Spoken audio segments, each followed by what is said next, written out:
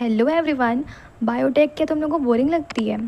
कोई बात नहीं, इस वीडियो के बाद नहीं लगेगी, बिकॉज़ इस वीडियो में मैं तुम लोग को इतने अच्छे से बायोटेक को क्लियर करूँगी कि तुम लोग को हर एक चीज़ बहुत ही अच्छे तरीके से समझ में आ जाएगी। कोई भी चीज़ में कोई डाउट नहीं बचेगा, और अगर मान लो कोई भी डाउट आया तो उसको मेरे को एक बार कमेंट सेक्शन में लिख के क्लियर कर लेना, मैं ज़रूर बता दूँगी, ठीक है। ये वाला जो पर्टिकुलर लेक्चर है ना, ये बायोटेक प्रिंसिपल एंड प्रोसेस के लिए है। पूरा पूरा A to Z हम लोग इसमें क्लियर कर देंगे। अब देखो, स्टार्ट करती हूँ ना मैं बायोटेक से। सबसे पहली चीज़ ये मेरे को बताओ कि बायोटेक का जो डेफिनेशन है वो क्या है। तो बायोटेक का डेफिनेशन ना ये हो जाएगा कि बायोटेक में हम देखो, सबसे पहली चीज़ ना हम लोग बायोटेक में करते क्या है।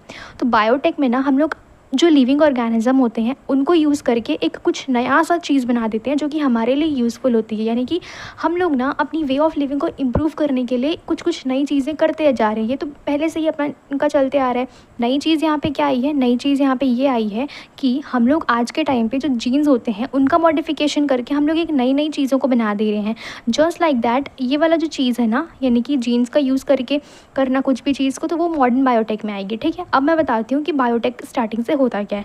सबसे पहली चीज़, बायोटेक मतलब होता है techniques of using the living organism for product and services, as I already told you, ठीक है। अब देखते हैं लिविंग टेक्निक्स में मतलब कि कितने टाइप के होते हैं बायोटेक, ठीक है। तो बायोटेक होते हैं तुम्हारे दो टाइप के। सबसे पहली चीज़, सबसे पहला वाला है दैट इज़ ट्रेडिशनल बायोटेक, या फिर इसको अपन लोग ओल्ड बायोटेक भी बोल सकते हैं, ठीक है। एंड दूसरा होता है मॉडर्न बायोटेक। ओल्ड बायोटेक और ट्रेडिशनल बायोटेक में क्या होता है ना, इसमें हम लोग ऑर्गेनिज्म को यूज़ कर रहे हैं फॉर मेकिंग न्यू चीज़, ठीक है। तो वैसा ही ना, ये तो काफ़ी टाइम से हो रहा है। जैसे कि यहाँ पे हम लोग कर्ड का फॉर्मेशन करते हैं, इडली डोसा का फॉर्मेशन करते हैं, ब्रेड का, वाइन का। ये सब तो तुम लोग कितने पहले से सुनते आ रहे हो कि ये सब का फॉर्मेशन कब से हो रहा है करके। तो ये तो ट्रेडिशनल में ही आएगा, न्यू में तो आएगा नहीं। लेकिन क्या तुमने अभी मान लो 20 साल 30 साल पहले ये चीज़ सुनी थी कि IVF क्या होता है, जीन थेरेपी क्या होती है, वैक्सीन्स क्या होते हैं? वैक्सीन तो चलो ठीक है, बनता आ रहा है, काफ़ी टाइम हो गया वैक्सीन को बनते, लेकिन IVF के बारे में जो, अगर हम लोग कुछ डेकेड्स पीछे जाएं तो IVF के बारे में ना ये चीज़ बहुत कम लोग, या फिर बोल सकते हो कि ये चीज़ ना किसी को पता ही नहीं थी। तो ऐसा ना, ये सब जो चीज़ें हो रही है ये मॉडर्न बायोटेक में आएंगी। यानी कि हम लोग ऐसी नई नई चीज़ें एडवांसमेंट कर रहे हैं, जीन्स में कर रहे हैं, जिससे हम लोग को यूज़फुल, हमारे लिए जो यूज़फुल है, ठीक है। वैसा यहाँ पे बायोटेक के लिए तुम लोग को दिया है। अब देखो, EFB ना एक फेडरेशन है, that is European federation of biotechnology. इसमें ना जो EFB है, इन्होंने एक डेफिनेशन दिया था ओल्ड एंड और मॉडर्न बायोटेक को मिला के एक साथ इन्होंने डेफिनेशन दिया था। वो डेफिनेशन यहाँ पे लिखा है, इसको एक बार पढ़ लेना। तुम्हारे अगर तुम बोर्ड्स के लिए प्रिपेयर कर रहे हो कि तो वो डेफिनेशन तुमको डेफिनेटली पूछा जा सकता है, इसीलिए वो डेफिनेशन देख के जाना, ठीक है। अब देखो, जो बायोटेक होता है वो दो टाइप में होता है, ठीक है। और इसके दो टेक्निक्स होंगे। पहला आएगा जेनेटिक इंजीनियरिंग और दूसरा आएगा बायो प्रोसेस इंजीनियरिंग, ठीक है। जेनेटिक इंजीनियरिंग में पता है हम लोग क्या करेंगे, हम लोग ना इंजीनियरिंग में जेनेटिक का जो चीज़ है वो सब बनाएंगे। जैसे कि क्या करेंगे, इसमें सबसे पहले construction of the recombinant DNA करेंगे, उसके बाद उसका ट्रांसफ़र करेंगे जीन का, उसके बाद उसका जीन का क्लोनिंग करेंगे। यानी कि देखो, सबसे पहले रिकॉम्बिनेंट DNA बनाएंगे। मैं आगे बताऊंगी कि रिकॉम्बिनेंट DNA कैसे बनता है, बस अभी सुन लो, ठीक है।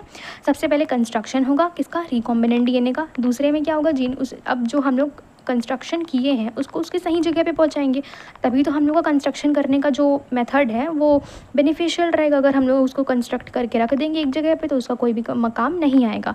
तो हम लोग उसको क्या करेंगे, पहले बनाएंगे, उसके बाद उसको करेंगे ट्रांसफ़र, उसके बाद उसको करेंगे मल्टीप्लिकेशन उस जगह पे, ठीक है।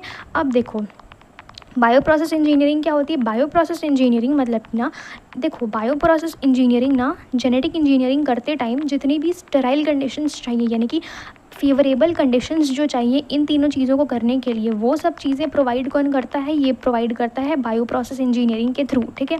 इसमें क्या होता है? Maintaining sterile environment to prevent any contamination और any unwanted gene during the genetic engineering, ठीक है। कोई भी अनवांटेड चीज़ यहाँ पे ना हो, उसके लिए बायो प्रोसेस इंजीनियरिंग ही उसके लिए बोल सकते हो कि देखभाल करती है, ठीक है। देखो, हम लोग ना सबसे पहली चीज़ जेनेटिक इंजीनियरिंग में रिकॉम्बिनेंट DNA का कंस्ट्रक्शन करते हैं। तो रिकॉम्बिनेंट DNA का कंस्ट्रक्शन होता कैसे, ये देख लेते हैं, ठीक है। सबसे पहले ना हम लोग क्या करेंगे, हम लोग को जो भी डिज़ायर्ड जीन चाहिए होगा, यानी कि जीन ऑफ इंटरेस्ट हम लोग को जो चाहिए होगा उसको हम लोग लाएंगे, ठीक है। उसको ले आएंगे एक साइड से, और दूसरे साइड से हम लोग क्या लाएंगे, वेक्टर लाएंगे। वेक्टर में ही तो हम लोग जीन ऑफ इंटरेस्ट को ऐड करेंगे, उसके बाद ही तो वो पहुँचाएंगे ना होस्ट में। तो सबसे पहले हम लोग क्या करेंगे, हम लोग को जो जीन ऑफ इंटरेस्ट चाहिए उसको हम लोग किससे निकालेंगे, एक पर्टिकुलर डीएनए से हम लोग जो भी हम लोग को जीन चाहिए उस जीन को कट आउट करेंगे उस डीएनए से, जिस डीएनए से हम लोग को वो पर्टिकुलर जीन ऑफ इंटरेस्ट मिल रहा है। ठीक है, तो जिस कैंची से ना हम लोग उस डीएनए को कट किए रहेंगे, यानी कि जो जीन ऑफ इंटरेस्ट को हम लोग ने जिस कैंची से काट के निकाला रहेगा उसी कैंची से हम लोग किसको काटेंगे, सेम टू सेम कैंची से हम लोग काटेंगे प्लाज्मिड को, यानी कि वेक्टर को। ठीक है, अगर हम लोग ना दूसरा सीजर यूज़ कर लेंगे तो होगा ये कि वहाँ पे ना एडिशन नहीं हो पाएगा। ठीक है, इसीलिए हम लोग सेम यूज़ करेंगे। ठीक है, अब देखो सबसे पहले हमने क्या किया था, फॉरेन डीएनए को लाया था, उसके बाद प्लाज्मिड को भी हमने लाया था। ठीक है, एक साइड से। तो अब क्या कर देंगे, हम लोग दोनों को ना मिला देंगे, मिलाएंगे किसे, डीएनए लाएंगे से, that is the molecular glue. ठीक है, उससे हम लोग क्या करेंगे, दोनों को ऐड कर देंगे, फिर यहाँ पे हम लोग का फॉर्मेशन हो जाएगा तुम्हारा किसका, रिकॉम्बिनेंट डीएनए का। ऐसा कुछ इसका प्रोसेस होगा। तो मैंने मोटा मोटा यहाँ पे बता दिया है, मे बी तुम लोग को समझ में आ गया होगा। ठीक है, देखो उसके बाद क्या करेंगे हम लोग, जब बना लेंगे तो उसके बाद जीन का ट्रांसफ़र कर देंगे, यानी कि रिकॉम्बिनेंट डीएनए को होस्ट में डाल देंगे। उसके बाद वहाँ पे होस्ट में क्या होगा, उसका मल्टीप्लिकेशन होगा उस डीएनए का। अब देखो इतना सब कुछ होने के बाद देखो ये वाला जो प्रोसेस है मैंने तुम लोग को बता दिया पहले ही कि रिकॉम्बिनेंट डीएनए कैसे बनता है। लेकिन हाँ, ये इंपॉर्टेंट है कि जो रिकॉम्बिनेंट डीएनए है वो कौन से ईयर में बना था। तो रिकॉम्बिनेंट डीएनए बना था 1972 में। Stanley Cohen and Herbert Boyer ने कंस्ट्रक्ट किया था रिकॉम्बिनेंट डीएनए को। ठीक है, सबसे पहली बार। ये बहुत ज़्यादा इंपॉर्टेंट है लाइन, तुम लोग को याद रखना ही रखना है। उसके बाद they linked an antibiotic resistant gene with the native plasmid of the Salmonella typhimurium। यहाँ पे जो वेक्टर है वो क्या है, vector is the plasmid. Plasmid किसका, प्लाज्मिड तो साल्मोनेला टाइफीम्यूरियम का प्लाज्मिड को यूज़ किया गया है एज अ वेक्टर। और उसमें क्या लिंक किए हैं, यानी कि कौन सा जो जीन है उसको लाए हैं, तो एंटीबायोटिक रेसिस्टेंट जीन को उसमें ऐड ऑन किए हैं, इसीलिए उसके बाद फिर वहाँ पे बना रिकॉम्बिनेंट डीएनए। सबसे पहली बार बनाया था Stanley Cohen and Herbert Boyer ने, दैट इज़ इन द 1972। ठीक है, अब देखो steps involve in the biotech. ठीक है, स्टेप्स क्या क्या आएंगे, सबसे पहले हम लोग क्या करेंगे, आइडेंटिफिकेशन करेंगे। देखो बेटा, ऐसा तो है नहीं कि हम लोग कुछ को भी ऐसे ही जाएंगे बोलेंगे कि अच्छा, देखेंगे उसको, देखने में मज़ा आएगा कि अच्छा ये अच्छा लग रहा है तो उसको फिर हम लोग काट देंगे, ऐसा तो नहीं करेंगे ना। हम लोग क्या करेंगे, उसको पहले आइडेंटिफाई करेंगे। आइडेंटिफाई मतलब कि अच्छा हम लोग को ये वाला चाहिए क्या, इसमें क्या क्या इसमें चीज़ें हैं जो हम लोग को चाहिए होंगी, वैसी चीज़ें उसमें आइडेंटिफिकेशन करेंगे ना सबसे पहले। तो इसीलिए यहाँ पर लिखा है कि सबसे पहले आइडेंटिफिकेशन होगा। आइडेंटिफिकेशन करने के बाद उसका आइसोलेशन होगा, किसका, डीएनए का आइसोलेशन करेंगे। ठीक है, अब डीएनए जब आइसोलेट हो जाएगा तो उसके बाद डीएनए को तो हम लोग को पूरा यूज़ करना नहीं है, हम लोग को उसको क्या करना है, हम लोग को करना है उसका फ्रेगमेंटेशन, यानी कि उसका छोटा पीस काट के हम लोग को उसका जो जीन ऑफ इंटरेस्ट है हम लोग का, यानी कि जो हम लोग को डिज़ायर्ड जीन चाहिए उस जीन को हम लोग निकालेंगे किससे, इस डीएनए से। ठीक है, जो आइसोलेटेड डीएनए है उससे हम लोग उस जीन को निकालेंगे। सबसे पहले क्या होगा, identification and isolation of the desired DNA. उसके बाद उस डीएनए में से फ्रेगमेंटेशन करके, यानी कि छोटे पीसेस करके उस पर्टिकुलर जीन ऑफ इंटरेस्ट को हम लोग निकालेंगे। लेकिन काटेंगे किससे, काटेंगे हम लोग रेस्ट्रिक्शन एंजाइम से। फ्रेगमेंटेशन किससे होगा, रेस्ट्रिक्शन एंजाइम से। ये चीज़ याद रखना। ठीक है, उसके बाद देखो isolation of the desired DNA. Isolation यानी कि वही मैंने बताया था, आइसोलेशन ऑफ सबसे पहले डीएनए किए थे, आइडेंटिफिकेशन एंड आइसोलेशन। उसके बाद उसको क्या किए, उसके बाद उसमें फ्रेगमेंटेशन किए, फ्रेगमेंटेशन ऑफ द किसका, जीन ऑफ इंटरेस्ट का किए। अब जो जीन ऑफ इंटरेस्ट है उसको आइसोलेट करेंगे ना, जो जिसका काम है उसको आइसोलेट करेंगे। अब आइसोलेट कैसे करेंगे, उसको जेल इलेक्ट्रोफोरेसिस एक प्रोसेस होगा, उससे क्या होता है, सेपरेशन ऑफ द फ्रेगमेंट होगा। मैं तुम लोग को आगे बताऊँगी कि जेल इलेक्ट्रोफोरेसिस क्या होता है, अभी के लिए सिर्फ नाम याद रखो। ठीक है, उसके बाद एम्प्लीफिकेशन होगा। एम्प्लीफिकेशन यानी कि उसका मल्टीपल कॉपीज़ बनेंगी। उसके बाद क्या होगा, उस जो जीन ऑफ इंटरेस्ट है उसको हम लोग ऐड करेंगे वेक्टर में। ठीक है, वेक्टर में ऐड करने के बाद ट्रांसफ़र होगा, ट्रांसफ़र करने के बाद उसमें कल्चर होंगे किसमें, बायोरिएक्टर में। उसके बाद होगा separation and purification of the product. ये कुछ तुम्हारा 8 स्टेप है एंड इस 8 स्टेप में तुम्हारा पूरा चैप्टर एकदम ख़त्म हो जाएगा। ठीक है, इसके अलावा कुछ है ही नहीं इस चैप्टर में। देखो सबसे पहला प्रोसेस है isolation of the genetic material. Isolation of the genetic material में ना सबसे पहले हम लोग क्या करेंगे, हम लोग ना सेल लेंगे। सेल कौन सा लेंगे, सेल कोई सा भी ले सकते हैं, plant cell, fungal cell, bacterial cell, कुछ भी ले लो। अगर प्लांट सेल ले रहे हो तो सेल्यूलेज लेना है, फंगल सेल ले रहे हो तो काइटिनेज लेना है, एंड अगर बैक्टीरियल सेल ले रहे हो तो लाइजोजाइम लेना है। ठीक है, ये क्या है ना, ये क्या करती हैं, ये तीनों एंजाइम्स हैं एंड ये सब एंजाइम ना इनके जो बाहर वॉल प्रेजेंट है ना, सेल वॉल, उसको ब्रेक करने के लिए मदद करती हैं। ठीक है, प्लांट सेल में सेल वॉल जो है सेल्यूलोज से बनी होती है, बैक्टीरियल सेल लाइसोसोम से बनी होती है, फंगल सेल काइटिन से बनी होती है। तो इन सब को ना जो काइटिन या फिर बोल सकते हो सेल्यूलोज, ये सब को ब्रेक करने के लिए उन सब की पर्टिकुलर एंजाइम चाहिए होंगे, तो इसीलिए हम लोग ऐसे यूज़ करेंगे, ठीक है। उसके बाद क्या करना है ना, ये सब एंजाइम यूज़ करेंगे तो उसके बाद क्या होगा, जो जितना भी डीएनए, आरएनए और प्रोटीन होगा, ये सब क्या होगा, सेपरेट आउट हो जाएगा। अब जब वो सेपरेट आउट हो जाएगा तो हम लोग को क्या करना है ना, सेपरेट होने के बाद हम लोग को particular enzyme that is RNase along with the protease भी यूज़ करना है। उसके बाद क्या होगा, उसके बाद जो है ये दोनों भी डिस्ट्रॉय हो जाएंगे, बीच में जो बचेगा वो डीएनए बचेगा। उसके बाद हम लोग उसको स्पूलिंग से निकाल लेंगे। हम लोग उसमें ना चिल्ड इथेनॉल भी मिलाते हैं ताकि वो जो डीएनए है वो प्रेसिपिटेट आउट हो जाए। तो ऐसा कुछ यहाँ पे फंडा है इसका isolation of the genetic material में, ठीक है। देखो अब ना अपन सेकंड पॉइंट पे मूव करते हैं, that is fragmentation of the gene with restriction into nucleus. होता ये है कि देखो 1963 में ना 2 एंजाइम ना डिस्कवर हुए थे, बोल सकते हो। 2 एंजाइम्स में थे, पहला है तुम्हारा रेस्ट्रिक्शन एंडोन्यूक्लियस एंड तुम्हारा दूसरा है डीएनए मेथाइलेज। तो होता ये है कि मान लो ये तुम्हारा इकोलाई है, ठीक है। तो ये जो इकोलाई है ना, इस इकोलाई में क्या कर रहा था, ग्रो कर रहा था एक बैक्टीरियोफेज। तो ये जो बैक्टीरियोफेज है ना, इसी को ग्रो करने से रोक रहा था। कौन रोक रहा था, 2 एंजाइम, जिसका नाम है, एक का नाम है डीएनए मेथाइलेज और दूसरे का नाम है रेस्ट्रिक्शन एंडोन्यूक्लियस। तो ये कैसे रोक रहा था, देखो हुआ ये कि 2 एंजाइम है जो कि फाउंड हुए थे इकोलाई में, जो कर रहे थे, क्या कर रहे थे, क्लीव कर रहे थे या फिर बोल सकते हो कि रेस्ट्रिक्ट कर रहे थे ग्रोथ को बैक्टीरियोफेज के। डीएनए मेथाइलेज है ना, ये ऐड कर रहा था, मिथाइल ग्रुप होता है ना, उसको ऐड कर रहा था, ठीक है। मिथाइल ग्रुप ऐड करने से होगा ये कि इसका जो, देखो जब रेस्ट्रिक्शन एंडोन्यूक्लियस जो है ना, इसका जो डीएनए उसको काट रहा होता है, तो वो खुद के डीएनए को ना काट दे, इसके लिए उस पर ना मिथाइल ग्रुप ऐड ऑन हो जाता है। एंड ये हेल्प करता है कि वो, मतलब बोल सकते हैं कि प्रोटेक्ट करके रखता है खुद के डीएनए को, सो दैट उसमें कटिंग ना हो, किसके थ्रू, रेस्ट्रिक्शन एंडोन्यूक्लियस के थ्रू। तो ये तो हमारा 2 एंजाइम है जो कि काम आता है यहाँ पे, बहुत इंपॉर्टेंट है, ठीक है। अब देख लो ये इंपॉर्टेंट चीज़ कि जो रेस्ट्रिक्शन एंजाइम है वो आइसोलेट होते हैं प्रोकैरियोट से, ठीक है। एंड टिल डेट कितने रेस्ट्रिक्शन एंजाइम जो हैं आइसोलेट हो गए हैं, या तो फिर बोल सकते हो कितने, बोल सकते हो कि उसके स्ट्रेन्स हैं वो हम लोग को जानने हैं। दैट इज़ 300 रेस्ट्रिक्शन एंजाइम जो है आइसोलेट हुए हैं over 230 strains of the bacteria, ठीक है। अब देख लो कि naming of restriction enzyme, naming of the restriction enzyme में ना इको आर1 है सबसे पहला। इको आर1 को कैसे अपन नेम करते हैं वो देख लो। इको आर1 में वी हैव टू राइट ई, सी ओ और आर और फर्स्ट, ठीक है। तो इसमें से ई का जो है ये फर्स्ट लेटर है, ये क्या करता है, जीनस को रिप्रेजेंट करता है। एंड आगे के दो लेटर होते हैं ना, यानी कि सी और ओ, ये क्या करते हैं, रिप्रेजेंट करते हैं स्पीशीज़ के नेम को। एंड आर जो होता है ये रिप्रेजेंट करता है स्ट्रेन को, ठीक है। आर का मतलब है यहाँ पे रफ स्ट्रेन है। एंड आई जो है ये रिप्रेजेंट करता है रोमन नंबर को, या फिर मतलब बोल सकते हो कि ऑर्डर ऑफ आइसोलेशन को रिप्रेजेंट करता है। Now moving on to the next thing, that is the HindII, ठीक है। HindII was the first restriction endonuclease to be isolated and characterized 5 years later।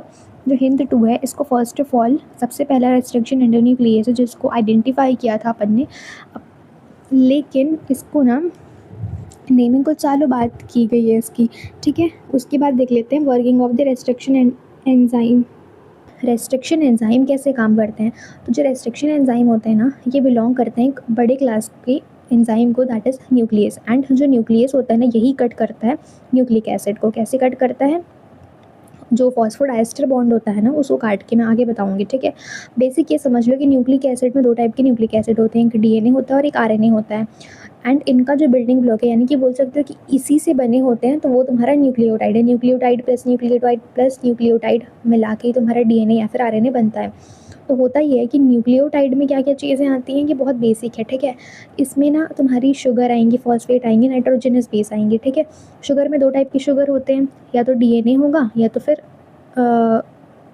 बोल सकते हो कि डीऑक्सीराइबोज होगा या तो फिर आरएनएज होगा, यानी कि नॉट आरएनएज, राइबोज होगा, ठीक है। और दूसरा है फॉस्फेट, ठीक है। न्यूक्लियोटाइड के 3 कंपोनेंट है, एक शुगर है, एक फॉस्फेट है और एक नाइट्रोजनस बेस 2 टाइप के होते हैं, प्यूरिन्स एंड पिरिमिडीन्स, ठीक है। प्यूरिन्स में तुम्हारे आएंगे एजी एंड पिरिमिडीन्स में आएंगे CUT, ठीक है। एंड यहाँ पे पता है एक मेन चीज़ क्या है कि जो आरएनए होता है ना उसमें देखो इसका फुल फॉर्म बता देती हूँ सबसे पहले। ए रिप्रेजेंट करता है एडेनिन, जी मतलब कि गुआनिन, सी मतलब कि साइटोसिन एंड टी मतलब कि थाइमिन एंड यू मतलब होता है यूरासिल। तो होता ये है कि हमारा जो डीएनए होता है ना उसमें थाइमिन प्रेजेंट होता है एंड आरएनए में थाइमिन की जगह यूरासिल प्रेजेंट होता है। तो यानी कि जो डीएनए उसमें यूरासिल कभी भी प्रेजेंट नहीं होगा एंड तुम्हारे आरएनए में कभी भी थाइमिन प्रेजेंट नहीं होगा। ये तुमको याद रखना है, ठीक है। बहुत इंपॉर्टेंट चीज़ है, बहुत छोटी चीज़ है बट इंपॉर्टेंट है बहुत ज़्यादा।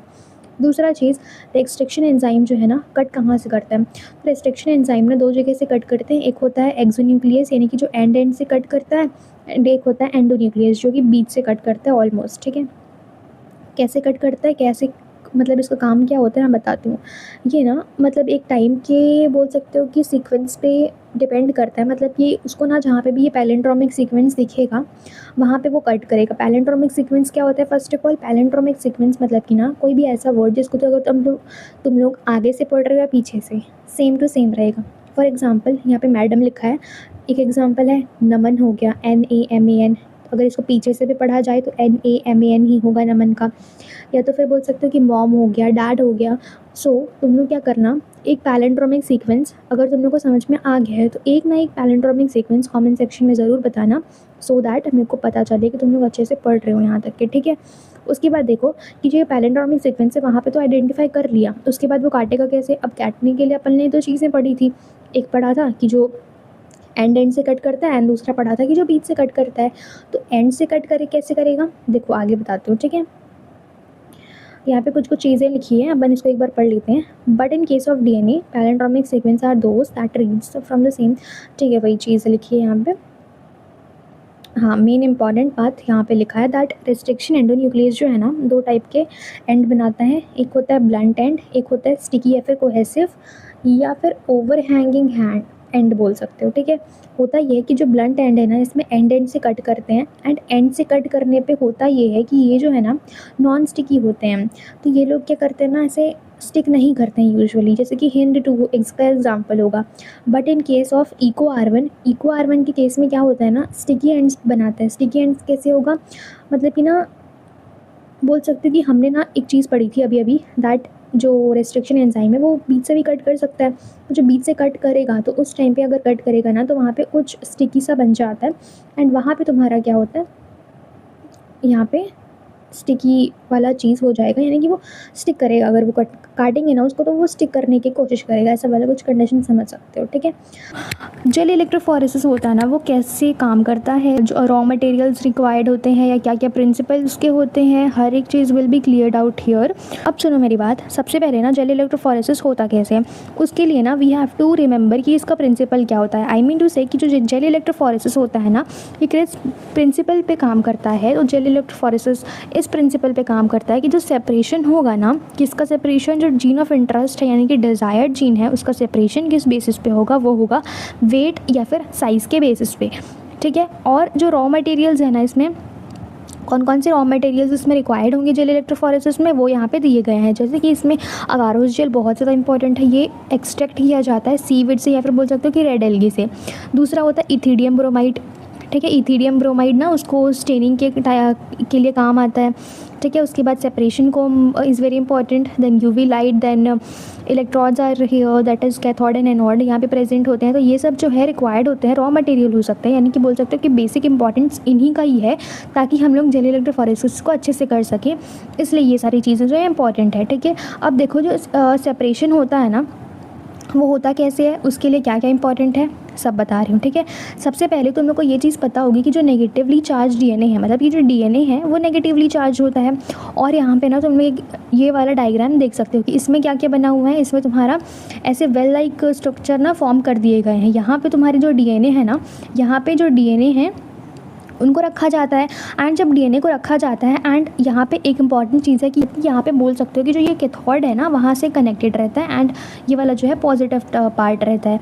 तो होता ये है कि जब हम लोग डीएनए को यहाँ पे डालते हैं ना तो अगर डीएनए खुद भी नेगेटिवली चार्ज है एंड यहाँ पे कैथोड यानी कि नेगेटिवली चार्ज अगर यहाँ पे है तो नेगेटिव तो रिपल्शन करेगा। तो यानी कि हमारा जो एकदम लाइट वेट का डीएनए होगा ना वो एकदम दूर भागेगा, मतलब कि जितना ज़्यादा उसमें कैपेबिलिटी है दूर भागने की, यानी कि देखो नेगेटिव रिपल्शन कर रहे हैं तो अगर रिपल्शन होगा तो वहाँ पे जितना वो दूर जा सकता है उतना दूर जाएगा। तो भाई जिसका वेट अगर कम है, देखो अगर ना मैं 10 आदमियों को फूंक मारूंगी, ठीक है, एंड जब मैं फूंक मारूंगी तो उसमें से जो एकदम ज़्यादा हल्का होगा, यानी कि जो मान लो 10 किलो का होगा, वो एकदम ज़्यादा दूर फेंकाएगा, एंड जो 50 किलो का होगा वो एज इट इज़ यहीं पे रहेगा। वैसे तो मेरे फूंक मारने से कुछ हिल नहीं जाएगा, बट स्टिल तुम लोग समझ सकते हो थोड़ा सा कि कौन, अगर जिसका वेट कम है वो एकदम दूर जाके फेंकाएगा, एंड अगर जिसका वेट ज़्यादा है वो यहीं पे रहेगा, या तो फिर वो बहुत कम ही मूव कर पाएगा एज इट इज़।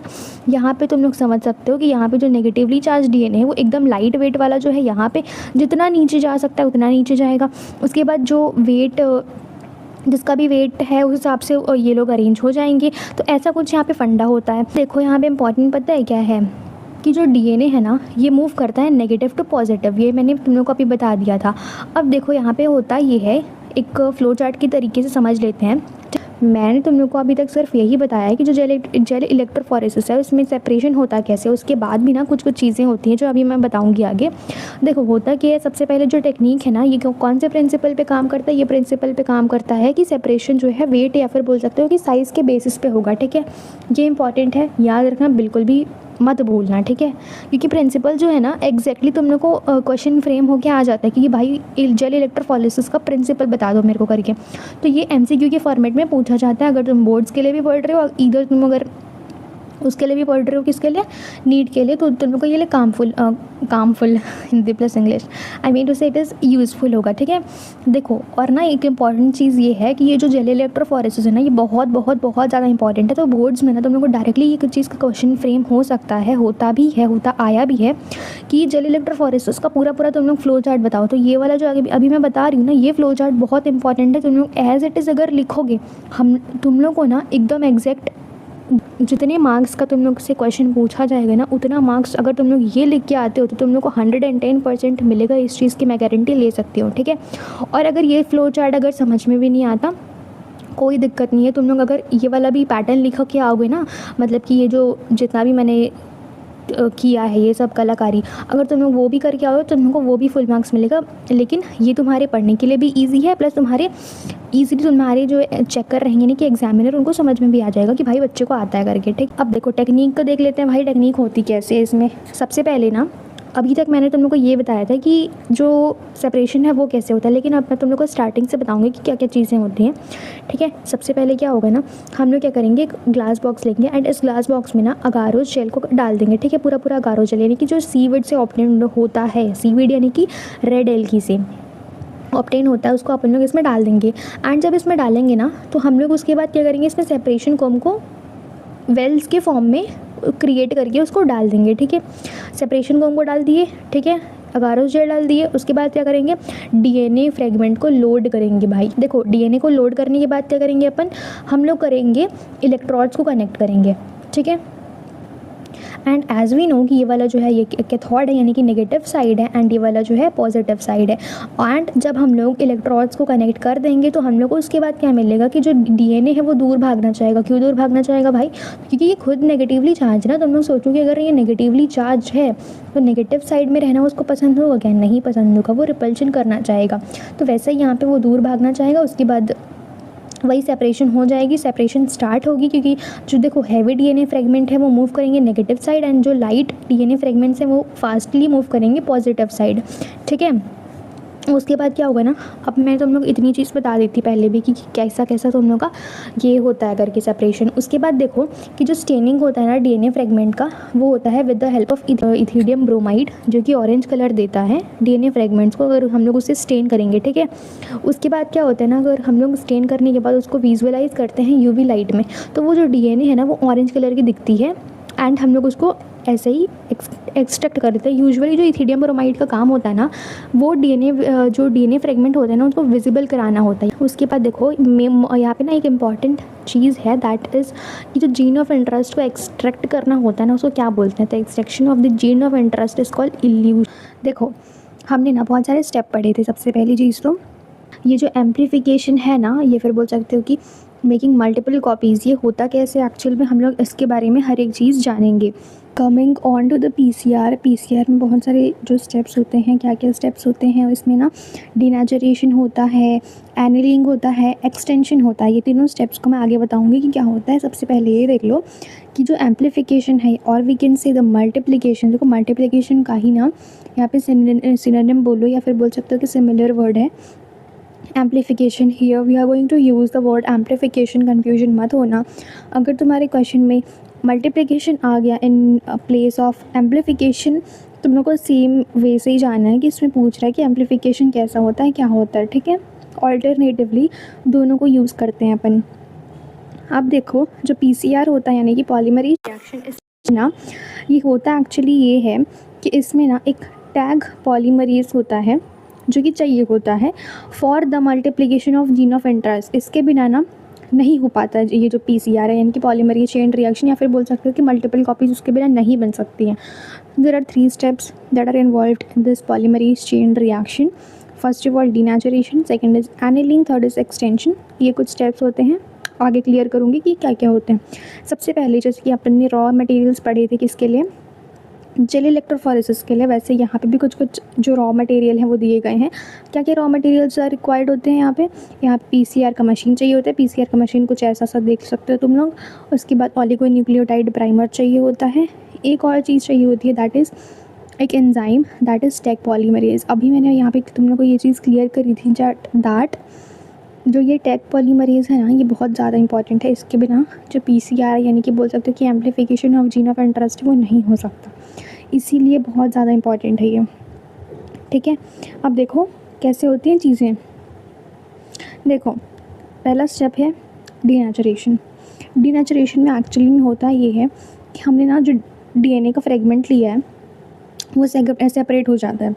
अब देखो जो डीएनए है वो डबल स्ट्रैंडेड होता है एज वी ऑल नो। अब वो जो डबल स्ट्रैंडेड है तो वो ना जब डबल स्ट्रैंडेड है तो उसमें हाइड्रोजन, तो इन्हीं हाइड्रोजन बॉन्ड्स को ब्रेक करना is the thing that happens here, ठीक है। उसके बाद अगर ये दोनों ब्रेक हो जाएंगे यानी कि हाइड्रोजन बॉन्ड ब्रेक हो जाएंगे तो वो तुम्हारा जो दोनों स्ट्रैंड है वो अलग अलग हो जाएंगे, ठीक है। यहाँ पे जो मेन है ना वो अपन हाइड्रोजन बॉन्ड को ही सेपरेट या फिर बोल सकते हो कि ब्रेक करते हैं। एंड इसके लिए टेम्परेचर रिक्वायर्ड होता है that is 92 to 95 degree Celsius. इसी पर्टिकुलर टेम्परेचर में डीनेचुरेशन हो सकता है। इससे ज़्यादा या इससे कम करोगे तो it is not possible to do the denaturation. Denaturation का मतलब होता है कि हाइड्रोजन बॉन्ड को ब्रेक करना, फिर वो तुम्हारा ऐसे कुछ दिखेगा, ठीक है। दूसरा प्रोसेस क्या होता है, दूसरा प्रोसेस होता है एनिलिंग। एनिलिंग में क्या होता है ना, एनिलिंग में अटैचमेंट होता है एक प्राइमर का। प्राइमर क्यों यूज़ करते हैं आगे बताऊंगी, ठीक है। सबसे पहली चीज़ ना जो प्राइमर होता है एक स्टिकी चीज़ होता है जो कि हेल्प करता है डीएनए को पॉलीमरेज करने में। मान लो जैसे कि हमने जो है डीएनए का दोनों का स्ट्रैंड को अलग अलग कर दिया, ठीक है। ये इसके पास अलग है, मतलब ये अलग हो गया और ये अलग हो गया। ये दोनों जो है ना हाइड्रोजन बॉन्ड से जुड़े नहीं हुए हैं।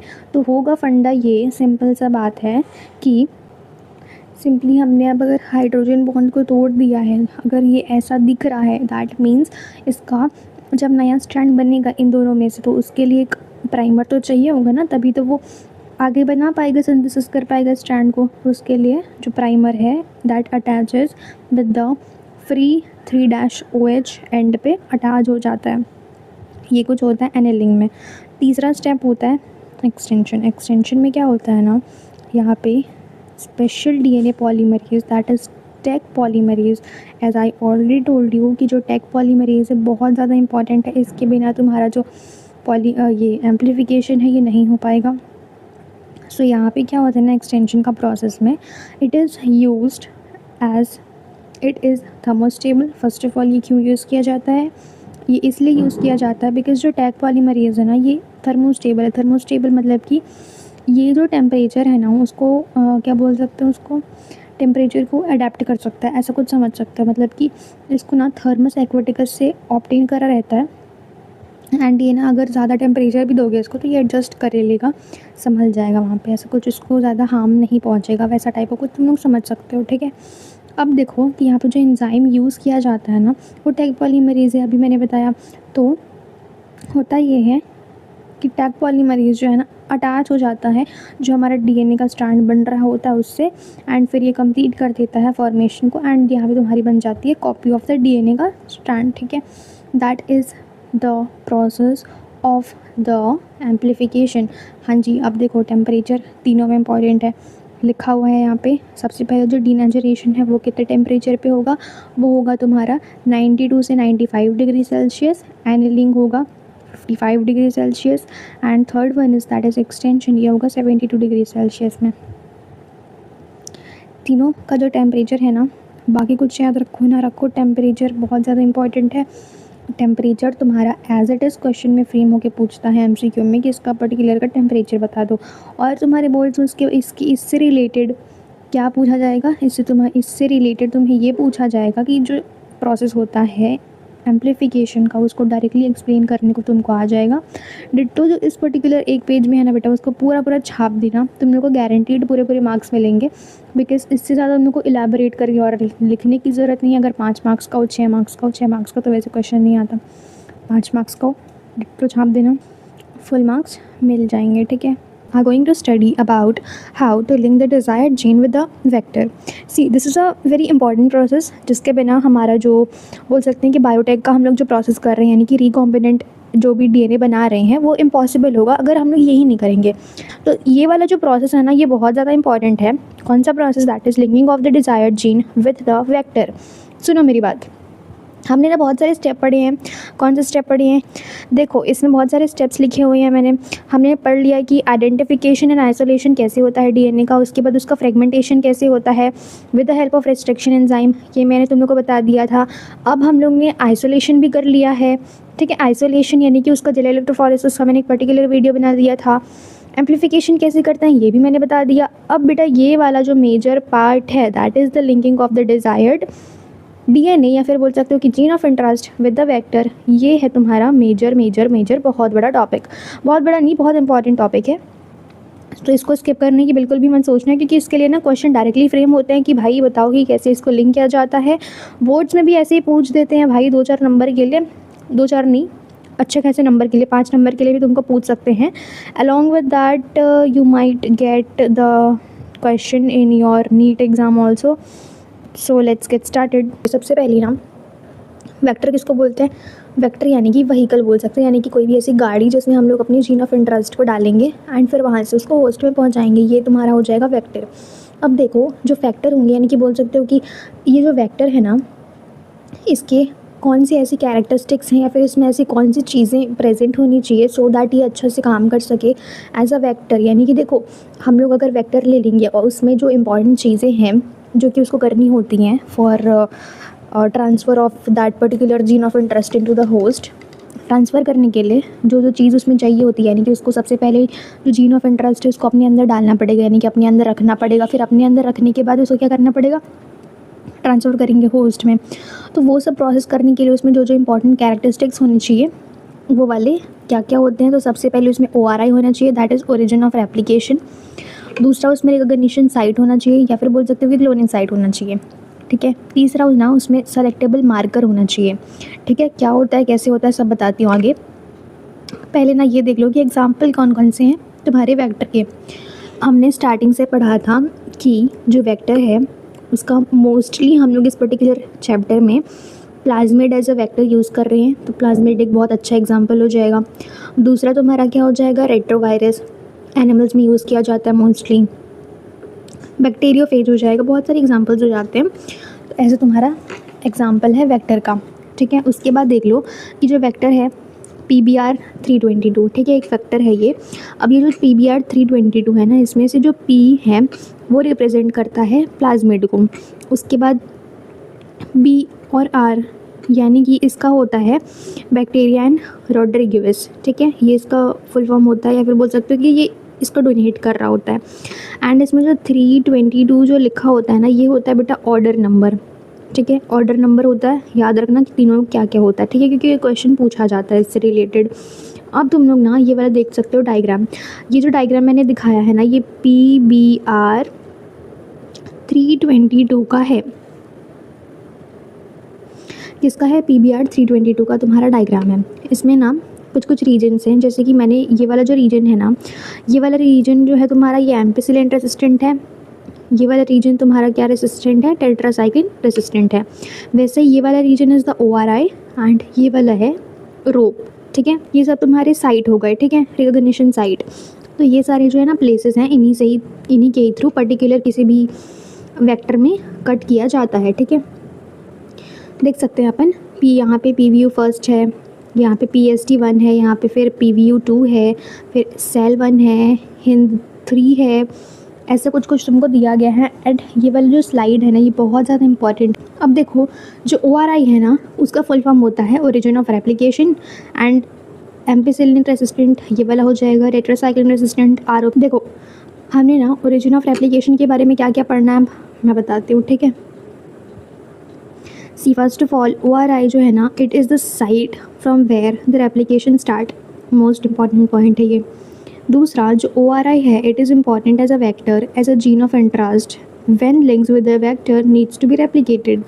देखो तुमको ना मैं सिंपल वर्ड्स में समझाती हूँ कि ओरिजिन ऑफ रेप्लिकेशन से होता क्या है। तो जो ओरिजिन ऑफ रेप्लिकेशन है ना, यही एक पर्टिकुलर प्लेस है जहाँ से जो रेप्लिकेशन है वो स्टार्ट होती है। एंड अगर किसी भी बोल सकते हो कि किसी में भी अगर ओरिजिन ऑफ रेप्लिकेशन नहीं होता है ना वेक्टर में, तो वो वेक्टर जो है वो काम का ही नहीं होता है। क्यों नहीं होता? क्योंकि ना उसके पास जो है देखो ओरिजिन ऑफ रेप्लिकेशन होगा नहीं तो वो होगा ही नहीं रेप्लिकेशन, तो रेप्लिकेशन स्टार्ट होगा ही नहीं, ऐसा रहता है खुद। देखो जो प्लाज्मिड है ना, ये 1 से 2 कॉपी बना सकता है। जो बैक्टीरियोफेज है वो 100 से 200 कॉपी बना सकता है, ठीक है। क्लोनिंग साइट क्या होता है? क्लोनिंग साइट पे आ जाते हैं भाई। Cloning site is also known as the recognition site. यही एक ऐसा साइट है that is recognised by the restriction enzyme for cutting, ठीक है। Restriction site, recognition site sorry, या फिर बोल सकते हैं कि जो क्लोनिंग साइट है ना, यही अभी मैंने जितना भी बताया ना तुम लोग को, ये सब यही तो तुम लोग का कि क्या है, क्लोनिंग साइट या फिर बोल सकते हैं रेस्ट्रिक्शन साइट है। अब इन्हीं जगहों से जो आरी है वो कट करेगा। अब देखो आरी ना जब कट करता है तो उसको ना पर्टिकुलर प्लेस चाहिए, यानी कि अगर वो रैंडमली कट करने लग जाएगा तो वो बहुत ज़्यादा ना तुम्हारे जो वेक्टर है उसको ख़त्म कर देगा। मतलब कि देखो ऐसा हो सकता है कि अगर वो कहीं से भी कट कर रहा है रैंडमली, मान लो तो अभी इस पर्टिकुलर प्लेस से किया है, अभी 2 मिनट बाद इस प्लेस से कर देगा, तो वो ना फ्रेगमेंट्स बना देगा, यानी कि उसमें ना मतलब कि बोल सकते हो वो फिर काम का ही नहीं रहेगा। अगर वो फ्रेगमेंट्स बन गया उसके तो वो काम का ही नहीं रहेगा। जस्ट लाइक दैट यहाँ पे एक पॉइंट भी है कि अगर किसी भी वेक्टर के पास मल्टीपल रिकॉग्निशन साइट है, जैसे कि इन केस ऑफ PBR 322, इसके पास जो इतने सारे रेस्ट्रिक्शन साइट है, ये तो बहुत अच्छी बात है इसके लिए, क्योंकि दूसरा एंजाइम आके इस जगह पे, कोई दूसरा एंजाइम इस जगह पे, ये सब हो सकता है कि उस जगह पे आके पर्टिकुलर एंजाइम उसको कट कर सकता है। लेकिन किसी एक एंजाइम के लिए बहुत सारे जो रिकॉग्निशन साइट हैं वो होना बैड चीज़ है, ठीक है। याद रखना कि किसी भी एक पर्टिकुलर एंजाइम के लिए बहुत सारे रिकॉग्निशन साइट होना is not a good thing, ठीक है। अब दूसरा चीज़ ये देख सकते हो कि जो रिकॉग्निशन साइट है ना, उसके पास होता है पैलेंड्रोमिक सीक्वेंस। तो जो पैलेंड्रोमिक सीक्वेंस होता है ना, इसी के थ्रू वो रिकॉग्नाइज़ करता है आरी को, जो आरी है वो रिकॉग्नाइज़ करता है through the palindromic sequence, and फिर उससे वो काट देता है, ठीक है। तो तीसरा तुम्हारा होता है सेलेक्टेबल मार्कर। सेलेक्टेबल मार्कर में ना, सेलेक्टेबल मार्कर ही तुम लोग को हेल्प करता है in distinguishing between the recombinant DNA and non recombinant DNA, transformant and non transformant. क्या होता है सब बताऊंगी, ठीक है। देखो अब मैं ना तुम लोग एक चीज़ बहुत ही बोल सकते हैं कंसेप्चुअल चीज़ बताने जा रही हूँ, वो जो कि बहुत इंपॉर्टेंट रहता है बच्चों को ना। इसमें बहुत से बच्चों को समझ में नहीं आता है, बट अगर तुम लोग अभी मैं जो बोल रही हूँ ना उसको अगर आराम से सुनोगे तो आई कैन गारंटी हो कि तुम लोग को ना बहुत क्लियरली, बहुत अच्छे से समझ में आ जाएगा। सो बहुत आराम से, बहुत प्यार से सुनना अभी जो बताने जा रही हूँ, ठीक है। देखो हमारा जो वेक्टर है ना, सबसे पहली चीज़ उसके पास मान लो हमारे पास जो वेक्टर है वो 2 टाइप से है। 2 टाइप से कैसे है? यानी कि एक टाइप है जब उसके पास एम्पिसिलिन रेसिस्टेंट और टेट्रासाइक्लिन रेसिस्टेंट दोनों हैं, ठीक है। पर कुछ समय बाद क्या होगा ना, उसके बाद एम्पिसिलिन रेसिस्टेंट तो एज इट इज़ रहेगा, बट हम लोग क्या करेंगे, जो टेट्रासाइक्लिन रेसिस्टेंट है ना, इसमें जीन ऑफ इंटरेस्ट को इंसर्ट कर देंगे, यानी कि इसमें हम लोग उसको डाल देंगे जीन ऑफ इंटरेस्ट को, किसमें, टेट्रासाइक्लिन रेसिस्टेंट में। तब वो हो जाएगा तुम्हारा रिकॉम्बिनेंट डीएनए। जब तुम्हारा एज इट इज़ सिर्फ और सिर्फ एम्पिसिलिन रेसिस्टेंट है और टेट्रासाइक्लिन रेसिस्टेंट है, तो वो तुम्हारा नॉन रिकॉम्बिनेंट रहेगा। लेकिन अगर उसमें मान लो किसी में भी हमने जीन ऑफ इंटरेस्ट को ऐड कर दिया, या तो फिर एम्पिसिलिन रेसिस्टेंट में या तो फिर टेट्रासाइक्लिन रेसिस्टेंट में, तो वो तुम्हारा कहलाएगा रिकॉम्बिनेंट डीएनए। ठीक है, किसको बोलते हैं, क्या बोलते हैं, समझ में आया? इतना नहीं आया तो 2 मिनट पीछे जाओ और तो देखोगे, क्योंकि ये बहुत ज़्यादा इंपॉर्टेंट है। ठीक है, अब मेरी बात सुनना। देखो, जो रिकॉम्बिनेंट डीएनए, नॉन रिकॉम्बिनेंट का हम लोग को काम नहीं है यहाँ पे। ठीक है, जो रिकॉम्बिनेंट डीएनए है वो होगा कैसे? देखो, सबसे पहले जो अपन रिकॉम्बिनेंट डीएनए है उसको ट्रांसफ़र करेंगे 3 टाइप के होस्ट में। ठीक है, 3 टाइप के नहीं, 3 बारी करेंगे। तो सबसे पहले हम लोग क्या करेंगे, रिकॉम्बिनेंट डीएनए जो है ना, इसको डालने की कोशिश करेंगे अपन 3 बारी होस्ट में। ठीक है, लेकिन इसका जो कंडीशन है ना वो अलग अलग रहेगा तीनों टाइम में। कंडीशन कैसे अलग रहेगा? मैंने तुम लोग को ये चीज़ बताई हुई है दैट इसके पास जो है, वेक्टर के पास एम्पिसिलिन होता है, टेट्रासाइक्लिन भी होता है, लेकिन टेट्रासाइक्लिन में हमने जीन ऑफ इंटरेस्ट को डाल दिया था। तो अब होगा ये कि 3 टाइप के केस बनेंगे। सबसे पहले तो 3 टाइप के केस में सबसे पहला जो केस बनेगा उसमें ये होगा कि इसके पास ना ये जो पूरा पूरा दिख रहा है ना तुम लोग को, ये जो वेक्टर है उसमें कुछ जाएगा ही नहीं, यानी कि इसमें नॉन ट्रांसफॉर्मेंट होगा। नॉन ट्रांसफॉर्मेंट इसलिए क्योंकि ये जो रिकॉम्बिनेंट डीएनए है वो उसका एक भी पार्ट उसमें गया ही नहीं, तो वो वाला तुम्हारा केस हो जाएगा नॉन रिकॉम्बिनेंट का। ठीक है, नॉन ट्रांसफॉर्मेंट का, आई मीन टू से। ठीक है, फिर उसमें दूसरा केस क्या बनेगा? दूसरा केस ये बनेगा कि जो ये है बैक्टीरिया है, यानी कि होस्ट है, उसमें क्या होगा ना, इसका सिर्फ इतना पार्ट जाएगा कि उसमें इसका एम्पिसिलिन रेसिस्टेंट जाएगा और टेट्रासाइक्लिन रेसिस्टेंट जाएगा। इसका जो जीन ऑफ इंटरेस्ट है ना वो एज इट इज़ बाहर में रह जाएगा, यानी कि वो जा नहीं पाएगा अंदर में, ड्यू टू वेरियस कंडीशंस। ठीक है, लेकिन फिर तीसरा जो कंडीशन है उसमें क्या होगा ना, पूरा जो वेक्टर है, यानी कि जो रिकॉम्बिनेंट डीएनए है, वो उसका जीन ऑफ इंटरेस्ट के साथ A to Z वाला पार्ट इसका समझ लो, यानी कि इसका एम्पिसिलिन रेसिस्टेंट भी जाएगा, टेट्रासाइक्लिन रेसिस्टेंट भी जाएगा, एंड जीन ऑफ इंटरेस्ट सबका सब जाएगा किसमें? तुम्हारे होस्ट में। तो ये वाला जो कंडीशन है ये तुम्हारा कहलाएगा ट्रांसफॉर्मेंट। सबसे पहला था नॉन ट्रांसफॉर्मेंट, दूसरा था ट्रांसफॉर्मेंट लेकिन नॉन रिकॉम्बिनेंट, तीसरा आएगा ट्रांसफॉर्मेंट बट रिकॉम्बिनेंट। अब देखो, 3 कंडीशंस मैंने लिख दिए हैं। पहले कंडीशन में क्या होगा ना, होस्ट के अंदर जो है जो रिकॉम्बिनेंट डीएनए वो गया ही नहीं, मतलब उसको कुछ भी पार्ट नहीं गया। दूसरा केस बनता है कि जो होस्ट है उसके अंदर तुम्हारा वेक्टर तो गया है बेटा, लेकिन जीन ऑफ इंटरेस्ट नहीं गया है। तो तीसरा केस तुम्हारा क्या बनेगा? तीसरा केस ये बनेगा कि होस्ट के अंदर तुम्हारा वेक्टर भी गया है एंड बोल सकते हो कि जो जीन ऑफ इंटरेस्ट है वो भी गया है। ये तुम्हारा केस 3 में बनेगा। मैंने जो भी बोला था वो तुमको अपने फॉर्मेट में लिख दिया है। ठीक है, ये तुम्हारा फुल फॉर्म है, इसको एक बार देख लेना। अब मैं एक और चीज़ पे आती हूँ, दैट इज़ एक बोल सकते हो कि एक कहानी टाइप की है, इसको भी सुनना पड़ेगा तुमको, क्योंकि ये वाला जो टॉपिक है ना थोड़ा सा बड़ा है बट इंपॉर्टेंट भी है, इसीलिए तुमको इतना इलाबरेट करके समझा रही हूँ मैं, क्योंकि यही जो एक ऐसा पार्ट है ना इस बायोटेक का कि जहाँ पे बच्चे फंसते हैं, वहाँ पे उन लोग को कुछ कुछ चीज़ें समझ में नहीं आती, इसीलिए मैं बार बार तुम लोग को बोल रही हूँ। ठीक है, देखो हमने क्या किया ना, एक ग्लास ले लिया। अब इस ग्लास में हमने क्या करना है कि ये जो ग्लास है मान लो इसमें हमने डाल दिया, तुम्हारा क्या डाल दिया? फिर डाल दिया एम्पिसिलिन को। ठीक है, एम्पिसिलिन को डालने के बाद हमने क्या किया, सबसे पहले देखो जो पहला केस मैंने बताया था उसमें तो कुछ गया ही नहीं था होस्ट के अंदर, तो उसके लिए हम लोग को जो कुछ भी करेंगे तो हमारे लिए बेवकूफ़ी होगी। ठीक है, दूसरे केस में तो क्या था, दूसरे केस में वो ट्रांसफॉर्मेंट था लेकिन नॉन रिकॉम्बिनेंट था। ट्रांसफॉर्मेंट इन द सेंस कि वो जो है उसमें गया था, क्या गया था, जो जीन बोल सकते हो कि वेक्टर उसमें गया था लेकिन जीन ऑफ इंटरेस्ट को लेके नहीं गया, तो इसीलिए वो ट्रांसफॉर्मेंट था। ठीक है, तीसरा केस था कि वो जो है वो ट्रांसफॉर्मेंट है एंड रिकॉम्बिनेंट है। तो वही अपन ना सेकेंड और थर्ड केस को लेके चलते हैं। तो होगा ये कि देखो अपन एक बारी ग्लास ट्यूब लेंगे, यानी कि यहाँ यहीं पे समझा देती हूँ मैं। अपन एक बारी ग्लास लेंगे, उसमें अपन लोग एम्पिसिलिन रेसिस्टेंट को डालेंगे। अब देखो एम्पिसिलिन रेसिस्टेंट को डालेंगे तो यहाँ पे कौन कौन चीज़ें सर्वाइव कर पाएंगी, यहाँ पे ना दोनों बारी इसमें सर्वाइव हो जाएगा। क्यों? क्योंकि देखो एम्पिसिलिन रेसिस्टेंट इसके पास ऑलरेडी प्रेजेंट है, तो एम्पिसिलिन अगर मीडियम में डालेंगे तो ये सर्वाइव कर जाएगा। क्यों सर्वाइव कर जाएगा? क्योंकि इसके पास एम्पिसिलिन को हमने दोनों केसेस में छेड़ा ही नहीं था। जीन ऑफ इंटरेस्ट टेट्रासाइक्लिन में ऐड हुआ था, एम्पिसिलिन एज इट इज़ था, तो इसमें जो है ना कोई प्रॉब्लम नहीं आएगी, यानी कि वो आराम से सर्वाइव कर लेगा एम्पिसिलिन रेसिस्टेंट में, एम्पिसिलिन मीडियम में आई मीन। ठीक है। लेकिन हम लोग अगर दूसरा कंडीशन लेंगे एंड इस कंडीशन में हम लोग क्या करेंगे, इस ग्लास में लेंगे टेट्रासाइक्लिन एंड एम्पिसिलिन दोनों को। तो अगर हम लोग इसमें लेंगे टेट्रासाइक्लिन और एम्पिसिलिन तो तुम लोगों को ये चीज़ क्लियर होगी कि जो टेट्रासाइक्लिन है उसमें हम लोगों ने ऐड किया था, क्या ऐड किया था उसमें हम लोगों ने ऐड किया था जीन ऑफ इंटरेस्ट को। तो यानी कि वो जो टेट्रासाइक्लिन रेसिस्टेंट था जीन, वो मर गया था वहाँ पे, मान लो इनएक्टिव हो गया था, इंसर्शनल इनएक्टिवेशन हुआ था। सब टर्म को समझाऊंगी, बस अभी शांति से सुनो कि क्या होता है, ठीक है। बस इतनी सी बात थी यहाँ पे, और कुछ कॉम्प्लेक्सिटी है ही नहीं। ये देख लो वेक्टर PUC8 क्या होता है, इसमें क्या क्या प्रेजेंट होता है। जो वेक्टर PUC8 है, P यानी कि प्लाज्मिड होता है, U यानी कि and UC means university of California and 8 is the order number. And इसमें कुछ कुछ ऐसा जीन होता है, एक बहुत ही मस्त सा कंसेप्ट अब मैं तुम लोग को पढ़ाने जा रही हूँ, दैट इज़ लेगजेट जीन जो है ना, हेल्प करता है फॉर्मेशन में बीटा गैलेक्टोसिडेज एंजाइम के। अभी इसको हम लोग को पहले से पता है, ठीक है ये चीज़। एंड ये जो बीटा गैलेक्टोसिडेज एंजाइम है, यही क्या करता है, जो एक्सकेल नाम का सबस्ट्रेट रहता है उसको कन्वर्ट कर देता है ब्लू कलर के प्रोडक्ट में। तो होता ये है कि जो लेगजेट जीन है ना, अगर हम लोग इसको इनएक्टिव कर दिए, जैसे कि हम लोग पिछले केस में टेट्रासाइक्लिन को इनएक्टिव कर दिए, वैसे ही इस केस में हम लोग क्या करेंगे, जो लेगजेट जीन है इसको हम लोग इनएक्टिव कर देंगे तो कोई भी ब्लू प्रोडक्ट नहीं बनेगा, ठीक है। देखो PUC8 वेक्टर का अपन लोग एग्जाम्पल लेंगे। सबसे पहले क्या करेंगे, we all know that 3 conditions बनेंगी।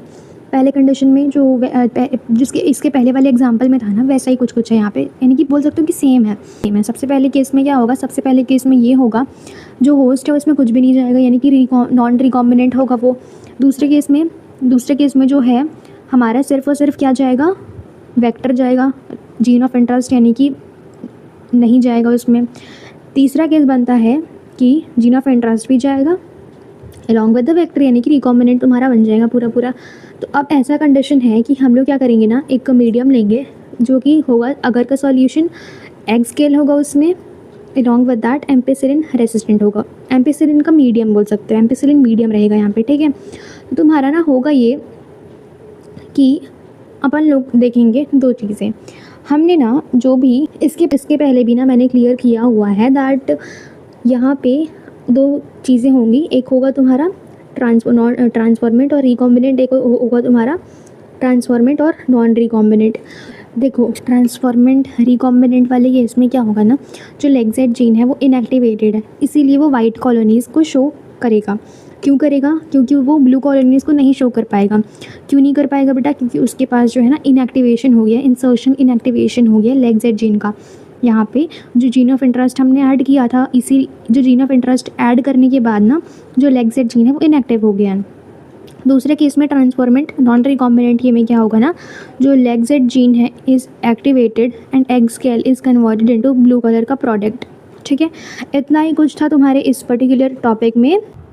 Okay, the next thing is कि हम लोग ना ऐसे कौन से वेक्टर यूज़ करते हैं for cloning gene in plants and animals, ठीक है। तो उसको अपन देखने जा रहे हैं। सबसे पहला आता है एग्रोबैक्टीरियम ट्यूमीफिशियंस, ठीक है। इसमें क्या होता है ना, एग्रोबैक्टीरियम ट्यूमीफिशियंस ये एक्चुअली एक पैथोजन होता है जो कि कुछ सेवरल डाइकोट प्लांट में ना एक ये क्या कर देता है, डिलीवर कर देता है एक पीस ऑफ DNA को। होता ये ना बेटा, देखो मैं तुम लोग को ऐसे समझाती हूँ कि मान लो नहीं, ये है पैथोजन है, ये जो एग्रोबैक्टीरियम ट्यूमीफिशियंस है ना, ये एक पैथोजन है, ठीक है, जो कि क्या करता है, कॉज करता है कुछ डाइकोट प्लांट में।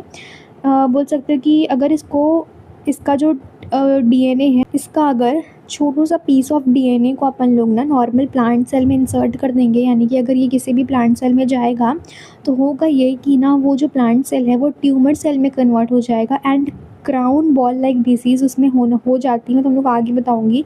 देखो होता ऐसे है कि ना ये जो एग्रोबैक्टीरियम ट्यूमीफिशियंस है ये एक प्लांट का पैथोजन है, ठीक है। इसमें इसके पास ना होता ये है, इसके पास TDNA होता है, ठीक है, एंड इसके पास होता है TI प्लाज्मिड। TI का मतलब होता है ट्यूमर इंड्यूसिंग प्लाज्मिड, इसके पास होता है।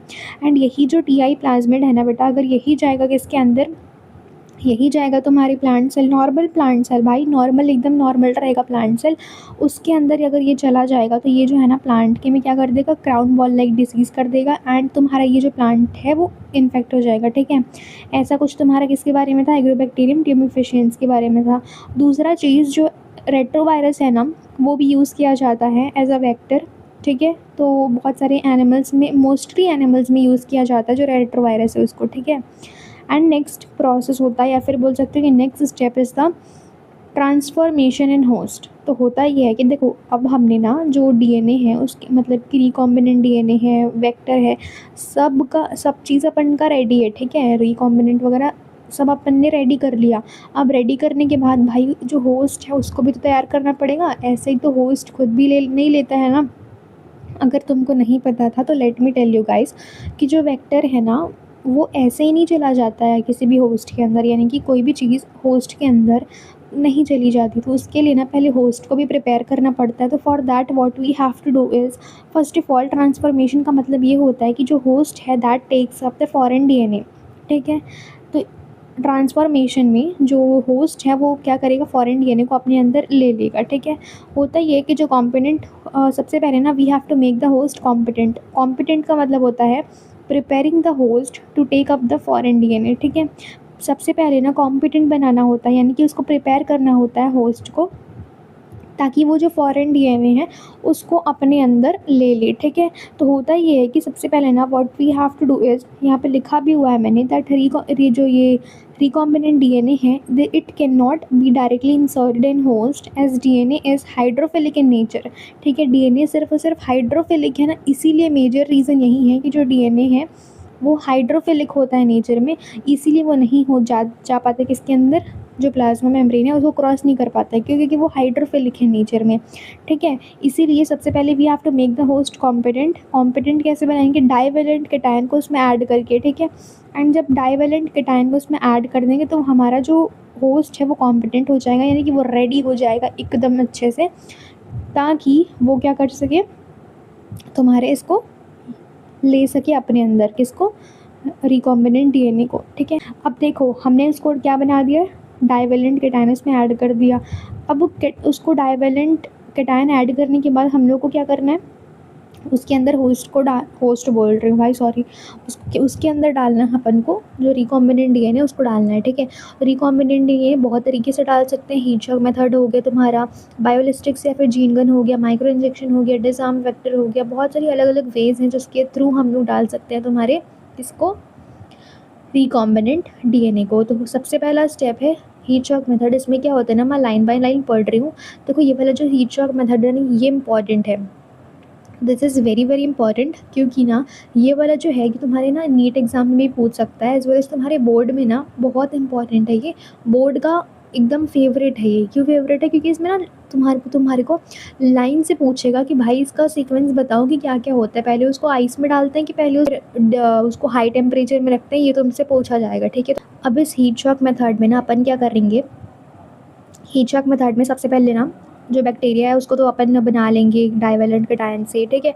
उसके बाद इसमें हम लोग ना सिंपल सा मेथड है, इसमें ज़्यादा कुछ कॉम्प्लेक्सिटी है नहीं, इसलिए मैं बता दे रही हूँ, ठीक है। सबसे पहले हम लोग जो बैक्टीरिया है उसको कॉम्पिटेंट बनाएंगे, ठीक है।